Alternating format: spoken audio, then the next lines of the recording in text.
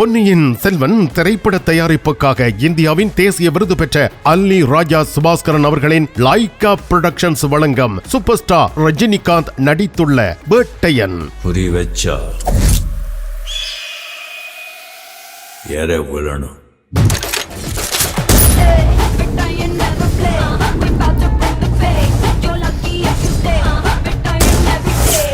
உலகெங்கும் திரை அரங்குகளில் பார்த்து மேளுங்கள் வேட்டையன். உலக நாடுகளின் உணவு வகைகளை ஒரே கூரையின் கீழ் சுவைத்து மகிழ கிருத்தை பொனே சுமானில் உங்களை அன்போடு அழைக்கிறது. Bienvenue dans votre restaurant 5 saveurs. Ici, vous allez trouver 5 pays différents, la France, Italie, India, Thaïlande et des grillades. Tout est inclus dans votre formule. Mardi à dimanche, de 11h jusqu'à 15h et après de 18h30 jusqu'à 22h30. Ne manquez pas de venir goûter. பிறந்த நாள் மற்றும் குடும்ப விழாக்களை கொண்டாடி மகிழ 300 இருக்கைகளுடன் கூடிய விசாலமான விருந்து மண்டபம். Le restaurant 5 saveurs à Bonneuil-sur-Marne, 4 avenue des 28 Arpents, 94 380 à Bonneuil-sur-Marne. Tamil உறவுகளே வணக்கம். தமிழ் காட்சி ஊடகத்தை சப்ஸ்கிரைப் செய்து வருகின்ற உங்கள் அனைவருக்கும் எமது நன்றியை தெரிவித்துக் கொள்கின்றோம். இதுவரை சப்ஸ்கிரைப் செய்து கொள்ளாதவர்கள் தயவு செய்து சப்ஸ்கிரைப் செய்து உங்கள் ஆதரவை வழங்கிக் கொள்ளுங்கள். மிக்க நன்றி. பரிசில் தங்க நகை பிரியர்களிடம் தனியிடம் பிடித்தவர்கள் SP ராஜு ஜுவல்லரி. வாடிக்கையாளர்களின் வசதி கருதி விஸ்தரிக்கப்பட்ட நிறுவனம். திருமண நகைகள் யாவும் திருப்திகரமாக தயாரித்துக் கொள்ளவும், இன்றைய நவீன டிசைன் நகைகள் யாவும் தெரிவு செய்யவும் உங்களை மகிழ்வுடன் வரவேற்கின்றார்கள். SP Raju jewellery, 199 Rue Faubourg Saint Denis, Paris 10. SP gold house, 24 Rue Cail, Paris 10, La Chapelle. ஒரு முறைய அழுத்துங்கள் ayini.com. உங்கள் தேவைகள் அனைத்தையும் இணையதளம் வழியாகவே பூர்த்தி செய்யுங்கள். ayini.com.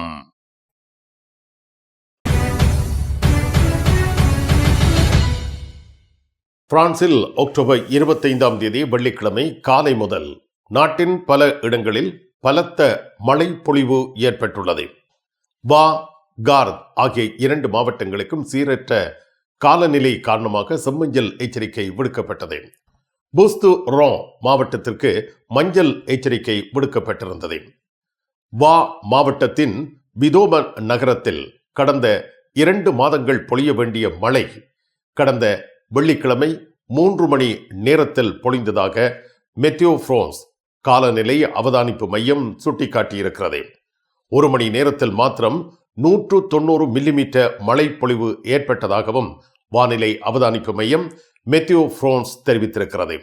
இந்த மழை பொழிவு வெள்ளம் காரணமாக பல குடும்பங்கள் குறிப்பிட்ட பகுதிகளில் இருந்து வெளியேற்றப்பட்டுள்ளனர். தீயணைப்பு படையினர் மீட்பு பணிகளில் ஈடுபட்டிருந்தார்கள். பிரான்சின் நிதிநிலை அறிக்கையை சரி செய்வதில் பார்னியருக்கும் மேக்ரோனுக்கும் இடையில் மோதல் போக்கு நிலவுகின்றது. பிரான்ஸ் நாட்டின் பிரதமரால் பரிந்துரைக்கப்பட்ட வரவு செலவு திட்ட ஒழுங்கு முறையின் போக்கில் பிரெஞ்சு குடியரசுத் தலைவர் உடன்படவில்லை என்ற செய்தி வெளியாகியிருக்கிறது. நாட்டில் தற்பொழுது அதிகரித்து வரும் பற்றாக்குறையை பிரான்சின் மிக அவசரமான பிரச்சனையாகவும் உடனடியாக சரி செய்ய வேண்டிய ஒன்றாகவும் தான் கருதுவதாக மிஷேல் பார்னியே பல முறை எச்சரிக்கை விடுத்திருந்தார். பிரதமர் மிஷேல் பார்னியே அடுத்து குடியரசுத் தலைவர் எமனுவல் மேக்ரோன் ஆகியோர் வெள்ளிக்கிழமை அன்று சாத்தியமான கடன் தரமறக்கப்படுவதற்கு முன்னதாக பிரான்சின் பொது நிதிநிலை தொடர்பாக ஒரு மோதலில் ஈடுபட்டிருந்தார்கள். செப்டம்பர் மாதத்தில் மேக்ரோனால் நியமிக்கப்பட்ட பார்னியே நாட்டில் அதிகரித்து வரும் பற்றாக்குறையை பிரான்சின் மிக அவசரமான பிரச்சனையாகவும் உடனடியாக சரி செய்ய வேண்டிய ஒன்றாகவும் தான் பார்ப்பதாக பல முறை அவர் கூறியிருக்கிறார். இப்பொழுது வரவு செலவு திட்டம் தொடர்பாகவே பிரச்சனைகள் எழுந்திருக்கின்றன. அரசாங்கம் இந்த மாத தொடக்கத்தில் ஒரு வரவு செலவு திட்டத்தை வெளியிட்டது. இது கடுமையான வரி உயர்வுகள் மற்றும் செலவின குறைப்புகள் மூலம் பற்றாக்குறையை கட்டுப்படுத்துவதை நோக்கமாக கொண்டதாக இந்த வரவு செலவு திட்டம் அமைந்துள்ளது. ஆனால் பிரெஞ்சு குடியரசுத் தலைவரின் பொது கருத்துக்கள் மற்றும் அவரது சில ஆலோசகர்களின் தனிப்பட்ட கருத்துக்களின்படி வரவு செலவு திட்ட ஒழுங்குமுறையின் மூலோபாயத்துடன் மேக்ரோ அடிப்படையில் உடன்படவில்லை என்பது குறிப்பிடத்தக்கது. குடியரசுத் தலைவரும் அவரது பரிவாரங்களும் எலிசேயில் 7 ஆண்டுகளில் அவர் செயல்படுத்திய சீர்திருத்தங்களால் தூண்டப்பட்ட பொருளாதார வளர்ச்சி என்பது பிரான்சின் வரவு செலவு திட்ட பிரச்சனைகளை சரி செய்யும் என்றும், அதிக பற்றாக்குறை 2024 ஆண்டில் மொத்த உள்நாட்டு உற்பத்தியில் 6.1% எட்டும் என்றும் எதிர்பார்க்கப்படுகின்றது. வரி உயர்வுகள் மற்றும் செலவின குறைப்புகள் மூலம் பற்றாக்குறையை கட்டுப்படுத்த பேர்னியரின் முயற்சிகளை பகிரங்கமாக அங்கீகரிப்பதற்கு மேக்ரோ மறுத்திருக்கின்றார். பாரிஸில் அக்டோபர் 27 ஞாயிற்றுக்கிழமை பிற்பகல் 2 மணிக்கு மார்க்ஸ் டோமா தேவாலய கலை அரங்கில் புங்குடுதீவு மக்கள் ஒன்றியம் பிரான்ஸ் 19வது தடவையாக பெருமையுடன் வழங்கும் தென்னங்கீற்று கலை மாலை தாயக கலைஞர் தேசப்பாடகர் சாந்தன் அவர்களின் புதல்வர் கோகுலன் அவர்கள் கலந்து சிறப்பிக்கின்றார். பாடல்கள் பாடி மகிழ்விக்கின்றார். ஆசைப்பட்ட எங்க ஊரு மண்ணிலதான் அந்த இன்பம் இப்ப வரும் எண்ணி ஏங்குது நெஞ்சதுதான். நடனம், நாடகம், மண்ணின் மைந்தர்கள் மதிப்பளிப்பு, அறிவுத்திறன் போட்டி, பரிசளிப்பு என பல நிகழ்ச்சிகள் நடைபெறுகின்றன. பிரதம விருந்தினர் மண்ணின் மைந்தர் நாகலிங்கம் பாலச்சந்திரன் அவர்கள். நுழைவு இலவசம். அனைவரும் அன்போடு வரவேற்கப்படுகின்றீர்கள். உங்கள் கனவை நனவாக்கும் தங்க நகைகள் தெரிவு செய்து விட்டீர்கள். ஆனால் பெரும் தொகை பணம் உடனே செலுத்த வசதி குறைவாக இருக்கிறது. அதுதானே யோசிக்கிறீர்கள்? கவலை வேண்டாம். இதோ இலகுவான பணம் செலுத்தும் முறை. 3 தடவைகளில், 4 தடவைகளில், 6 தடவைகளில், 8 தடவைகளில். இன்னும் ஏன் தாமதம்? ஈசன் ஜுவல்லரி, இலக்கம் 8, ரூகாய், பாரிஸ் 10, லா ஷபெல். வீட்டரசிகளின் விருப்பத்துக்குரியவர்கள் VT கேஷ் அண்ட் கேரி.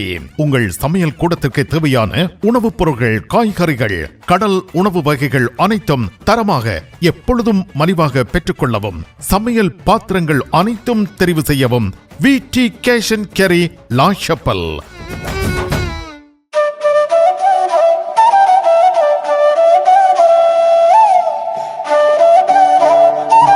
தாயின் அன்போடு, தமிழின் மனத்தோடு, பாரம்பரிய சுவையோடு, பதப்படுத்தாத புதுமையோடு அனைவருக்கும் நாவூரும் அறுசுவை உணவு வகைகளை ஆரோக்கியமாய் பரிமாறும் நாகர்கோயில் ஆரியபவன் இப்போது லண்டன் மாநகரில் டூட்டிங், வெம்பிளி மற்றும் லெஸ்டர் ஸ்கொயரிலும், பாரிஸ் மாநகரில் கார்டு நாட்டிலும் திறக்கப்பட்டிருக்கிறது. விரைவில் லூவர் மற்றும் நாட்டர்டாமிலும். பல்பொருள் அங்காடிகளின் உரிமையாளர்களே, உங்களை வரவேற்கின்றார்கள் தனலட்சுமி டிஸ்ட்ரிபியூட்டர்ஸ். வார இறுதி நாட்களில் உங்களுக்காக அனைத்து மளிகை பொருட்களும் மலிவு விற்பனை. தனலட்சுமி டிஸ்ட்ரிபியூட்டர்ஸ் வாரம் தோறும் உங்களுக்கு அனுப்பி வைக்கும் விளம்பர விவரங்களை அவதானித்து நேரில் விஜயம் செய்து மளிகை பொருட்களுடன் மற்றெல்லா பொருட்களையும் மலிவு விலையில் பெற்றுக் கொள்ளுங்கள். தனலட்சுமி டிஸ்ட்ரிபியூட்டர்ஸ், லா கோர்னோஃப். பிரான்சில் வரியை உயர்த்தக்கூடாது என்று எச்சரிக்கை விடுக்கப்பட்டுள்ளது. பிரெஞ்சு குடியரசுத் தலைவரின் பொது கருத்துக்கள் மற்றும் அவரது சில ஆலோசகர்களின் தனிப்பட்ட கருத்துக்களின்படி எமனுவேல் மேக்ரோ வரவு செலவு திட்ட ஒழுக்கத்தின் மூலோபாயத்துடன் அடிப்படையில் அவர் உடன்படாது இருக்கின்றார் என்பது குறிப்பிடத்தக்கதாக அமைந்துள்ளது. ஜூன் மாதம் நடைபெற்ற ஐரோப்பிய ஒன்றிய தேர்தல், அதை தொடர்ந்து வந்த நாடாளுமன்ற தேர்தலுக்கு முன்னால் வரி உயர்வுகள் மற்றும் செலவின குறைப்புகள் விரும்பத்தக்கதாக இருக்கும் என்று அஞ்சி அரசியல் தேவைக்காக மேக்ரோனின் குழு இந்த பிரச்சனையை புறக்கணித்து விட்டதாக நம்பப்படுகின்றது. இரண்டையும் மேக்ரோனின் முகாம் இழந்திருக்கின்றது. தனிப்பட்ட முறையில் பிரதமர் வரவு செலவு திட்ட அவசர நிலையை குடியரசுத் தலைவர் தீவிரமாக எடுத்துக்கொள்கின்றார் என்றும் கருத்துக்கள் வெளியாகி வருகின்றன. நிதி சந்தைகள் மீதான பிரான்சின் நம்பகத்தன்மை மற்றும் ஐரோப்பிய ஒன்றிய விதிகளின் எதிர்காலம் ஆகியவை உறுப்பு நாடுகளை கடனை அடைப்பதை தடுக்கும் வகையில் பங்குகள் மிகப்பெரியவை. பேர்னியரின் திட்டங்கள் இப்போதைக்கு கவலைகளை எளிதாக்குவதாக தோன்றியுள்ளன. அவற்றை முழுவதுமாக உறுதிப்படுத்தவில்லை. ஆயினும் கூட சர்வதேச நாணய நிதியம் அதன் பற்றாக்குறையை குறைக்கும் பிரான்சின் திறனை கேள்விக்கு உள்ளாக்கி இருக்கின்றது. கடந்த சில நாட்களில் கண்காணிப்பு குழுக்கள், அத்துடன் உயர்மட்ட பொருளாதார வல்லுநர்களின் இதேபோன்ற எச்சரிக்கைகள் எதிரொலித்திருந்தன. பிரான்சில் அரசாங்கம் சரியான திசையில் நகரும் யோசனைகள் முன்மொழிவுகளை வைத்துள்ளன. பிரான்ஸ் நாட்டின் இந்த வரவு செலவு திட்ட விவாதங்கள் நடைபெறுகின்ற இந்த காலகட்டத்தில் பிரான்சில் நடைமுறைப்படுத்தப்பட்ட உண்மையான நடவடிக்கைகளில் இருந்து மேலும் தெளிவுக்காக காத்திருப்பதாக IMF நிதி விவகாரங்களுக்கான இயக்குனர் விக்டர் கேஷ்பர் செய்தியாளர்களிடம் கூறியுள்ளார். 2029ஆம் ஆண்டுக்குள் ஐரோப்பிய ஒன்றிய விதிகளுக்கு இணங்க மொத்த உள்நாட்டு உற்பத்தியின் பற்றாக்குறையை 3% கீழ் கொண்டுவர முடியும் என தெரிவிக்கும் பார்னியே அரசாங்கத்தின் கணிப்பில் IMF சந்தேகம் எழுப்பியிருக்கிறது. பிரான்ஸ் கடன் தரமிழப்பை எதிர்கொள்ளக்கூடும் என மதிப்பாய்வு செய்யப்பட்டுள்ளது. நாடாளுமன்றத்தின் கீழ் சபையில் மேக்ரோனின் முகாமைச் சேர்ந்த நாடாளுமன்ற உறுப்பினர்கள் பார்னியரின் வரி உயர்வுகளை வெளிப்படையாக கேள்விக்கு உள்ளாக்கியிருக்கின்றனர். மத்திய எரிசக்தி அமைச்சர் ஆக்னஸ் பனியே-ருனாச்சர் மற்றும் நிதியமைச்சர் டிடியே மிகோ ஆகியோர் தங்கள் அமைச்சுக்களின் வரவு செலவு திட்டங்களில் வெட்டுக்கள் காரணமாக தாம் ராஜினாமா செய்யக்கூடும் என்று சூசகமாக தெரிவித்திருக்கின்றார்கள் என்பது குறிப்பிடத்தக்கது. பிரான்ஸ் நாடு குர்திஸ் ஆர்வலர்களை பிரான்சில் இருந்து திடீரென நாடு கடத்துவதற்கு என்ன காரணம் என்ற கேள்வி தற்பொழுது எழுப்பப்பட்டுள்ளது. துருக்கியில் சிறைச்சாலை மற்றும் சித்திரவதைக்கு ஆளான குர்திஸ் தேசியவாதிகளுக்கு அரசியல் தஞ்சம் வழங்கிய வரலாற்றை பிரான்ஸ் நாடு கொண்டிருக்கின்றது.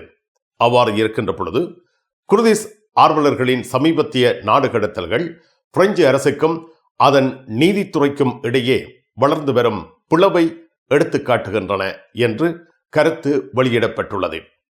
இந்த நாடு கடத்தலில் ஒன்று மேல்முறையீட்டில் சட்டவிரோதமானது என்று தீர்ப்பளிக்கப்பட்டுள்ளது.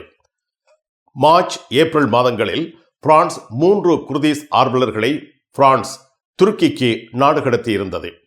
24 வயதான ஃப்ராஸ் ஹோஸ்மாக், 37 வயதான மெஹமத் கோபால், 28 வயதான சேகாத் குல்டங்கின் ஆகியோரே மார்ச் ஏப்ரல் மாதங்களில் நாடு கடத்தலுக்கு உள்ளானார்கள். 40 ஆண்டுகளாக துருக்கிய அரசுடன் மோதலில் இருக்கும் PKK குர்திஸ்தான் தொழிலாளர் கட்சியுடன் நெருங்கிய தொடர்பு இருப்பதாக அனைவரும் சந்தேகப்பட்டனர். பிரான்ஸ் அதன் மேற்கத்திய நட்பு நாடுகளுடன் சேர்ந்து PKK-யை ஒரு பயங்கரவாத அமைப்பாக கருதுகிறது. குர்திசுகள் மத்திய கிழக்கு முழுவதும் பரவியுள்ள நாடற்ற மக்கள். 1/3 பகுதியினர் துருக்கியில் வாழ்கின்றனர். பிரான்சில் சுமார் 1,50,000 குர்துகள் வாழ்ந்து வருகின்றார்கள். பிரான்சின் குர்திஸ் ஜனநாயக கவுன்சில் CDKF குர்திஸ் சங்கங்களின் குடைக்குழுவானது நாடு கடத்தப்படுவதை கண்டித்திருக்கின்றது. மேலும் பல வழக்குகள் விசாரணையில் இருப்பதாகவும் எச்சரிக்கை விடுக்கப்பட்டிருக்கிறது. ஏப்ரல் பிற்பகுதியில் பயங்கரவாதத்திற்கு நிதி அளித்ததாக கருதப்படும் PKK நடவடிக்கைகளுக்கு ஆதரவாக குர்திஸ் சமூகத்திடம் இருந்து பணம் பறிக்கப்பட்டதாக குற்றம் சாட்டப்பட்ட 8 குர்திஸ் ஆண்கள் பாரிஸ் மற்றும் தென்கிழக்கு பிரான்சில் கைது செய்யப்பட்டார்கள். பாரிஸில் விசாரணையில் இருக்கும் PKK உறுப்பினர்கள் என கூறப்படுபவர்களுக்கு சிறை தண்டனை விதிக்குமாறு வழக்கறிஞர் கோரிக்கை முன்வைத்திருக்கின்றார். செப்டம்பர் 26 அன்று பாரிஸ் நிர்வாக மேன்முறையீட்டு நீதிமன்றம் குல்டேகினின் நாடு கடத்தலை சட்டவிரோதமானது என்று அறிவித்தது. இது சித்திரவதையை தடை செய்யும் மனித உரிமைகளுக்கான ஐரோப்பிய சாசனத்தின் பிரிவு 3ஐ மீறுவதாக கூறியிருக்கிறது.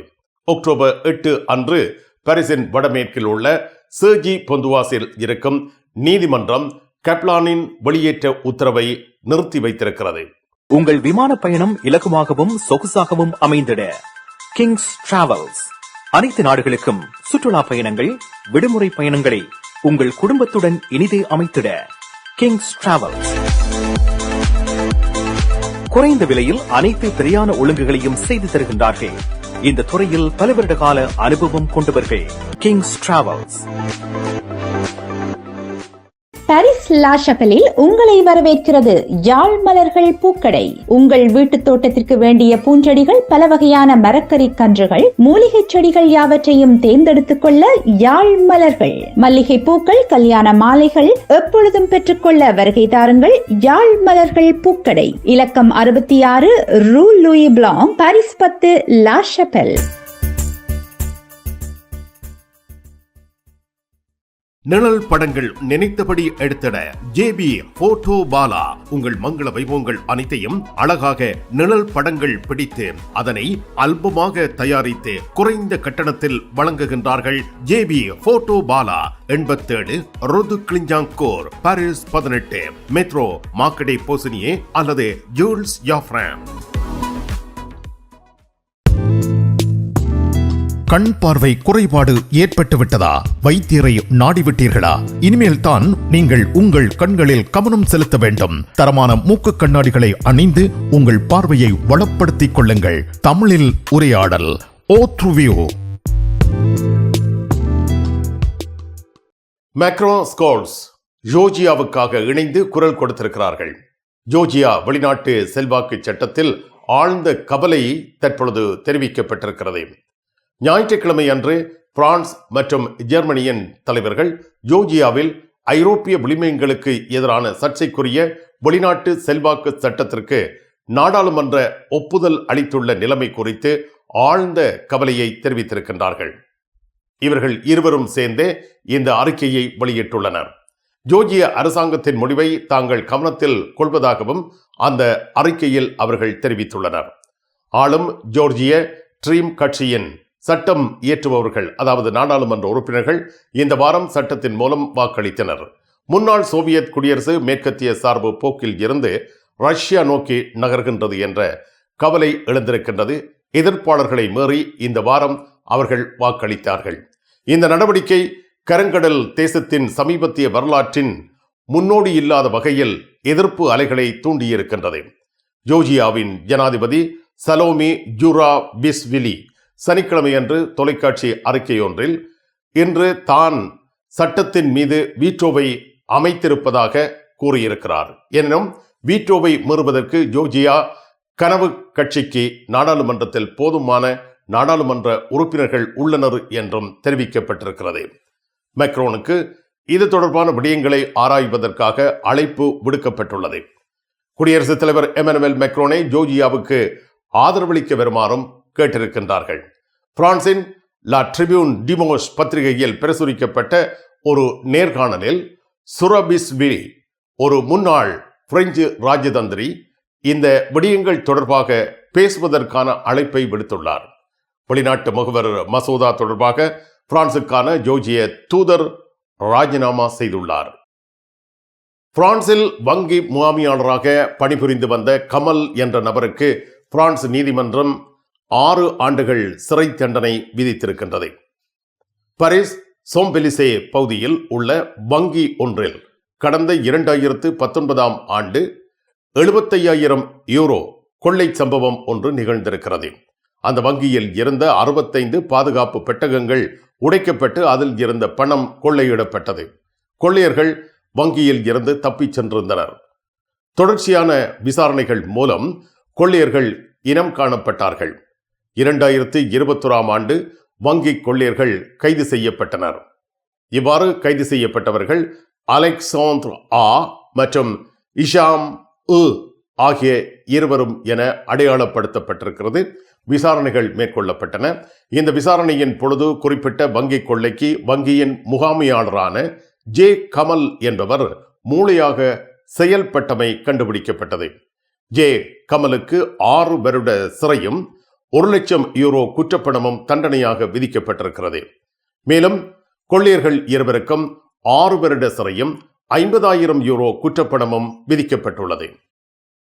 பிரான்ஸ் நாட்டில் கடத்தப்பட்டு கொல்லப்பட்ட லீனா சிறுமியின் இறுதிச் சடங்குகள் அக்டோபர் 25ஆம் தேதி வெள்ளிக்கிழமை நடைபெற்றுள்ளன.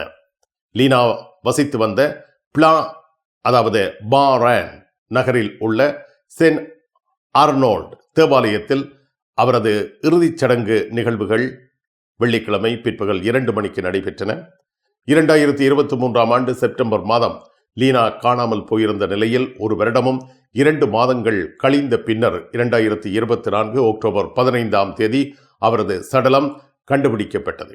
இந்த நிலையில் 10 நாட்களின் பின்னர் அவரது இறுதி கிரியைகள் நடைபெற்றுள்ளன. நெருங்கிய உறவினர்கள், அரசியல் தலைவர்கள் என்போர் உட்பட 300 பேர் வரை தேவாலயத்திற்கு உள்ளேயும் வெளியேயும் காணப்பட்டதாக அங்கிருந்து கிடைக்கின்ற செய்திகள் கூறுகின்றன. இந்த இறுதிச் சடங்கு நிகழ்வுக்காக 20 ஜொந்தாமினர் தமது பாதுகாப்பு கடமைகளை மேற்கொண்டிருந்தார்கள். உங்கள் சாரி பிளவுஸை அழகாக தைத்து தருவதில் கை தேர்ந்தவர்கள் லா ஷபெல் துதி டெய்லரிங். இன்றைய நவீன ரக புடவைகளில் இணைக்கப்பட்டிருக்கும் சட்டைக்குரிய பகுதியை அழகான சட்டையாக தருகிறார்கள். அத்துடன் உங்களுக்கான அனைத்து தையல் தேவைகளுக்கும் லா ஷபெலில் உங்கள் நம்பிக்கைக்குரியவர்கள் துதி டெய்லரிங், லா ஷபெல்.